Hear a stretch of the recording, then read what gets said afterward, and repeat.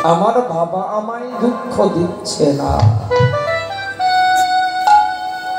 এই জগতে দুঃখ দেবার মালিক একজন। হরি বল, হরি বল। কি তাই না? দুঃখ দেবার মালিক একজন। সুখ যে দেয় দুঃখ সেই দেয়। দুঃখ দেবার মালিক হচ্ছে একজন। সে কে জানো? সে হলো আমার খুব কথা পেয়েছে।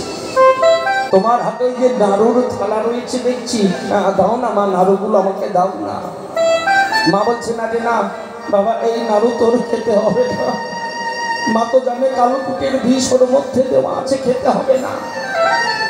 মা কি করছে?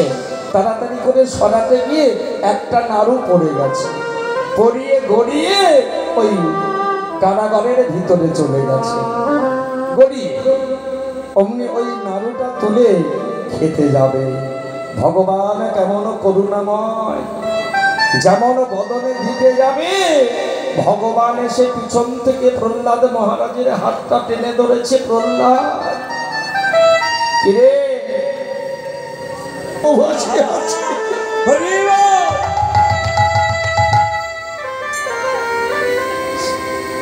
আমরা শুধু আমাদের ভালো মন্দটা বুঝি,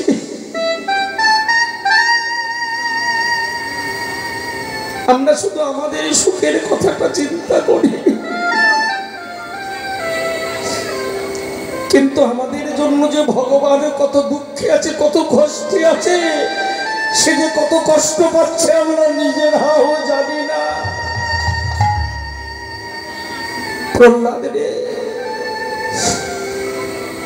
তুই আমায় না দিয়ে খাচ্ছিস। এই 6 দিন তুই খাসনি, আমিও তো খাইনি। ভক্ত যদি না খাই ভগবান খেতে পারে? দে দে আমায় দে। নাড়ুটা এইভাবে ধরে আছে তো, ভগবান ওইখান থেকে আধখানা নাড়ু ভেঙে নিয়েছে। ভেঙে নিয়ে ভগবান খাচ্ছে। ওটা কি? কালকুটের বিষ। আর প্রহ্লাদের আছে যে নাড়ুটা আছে সেটা যে অমৃত। তাহলে ভক্তের জন্য ভগবান কি করে দেখো, তাই না? শুধু নিজের কথাই ভাবলে হবে না। হ্যাঁ, ভগবানের কথাটা একবারে চিন্তা করো। ভগবানের কথাটা চিন্তা করলে আর নিজের কথা চিন্তা করা লাগবে না। কেউ যদি ভগবানের চিন্তা করে, ভগবান তার চিন্তা করে। এটা মনে রেখে দিও মা। ভগবানের চিন্তায় যদি কেউ মগ্ন থাকে, ভগবান শুধু এ যুগ নয়, প্রতিটি যুগে যুগে সেই ভক্তের চিন্তায় মগ্ন থাকে।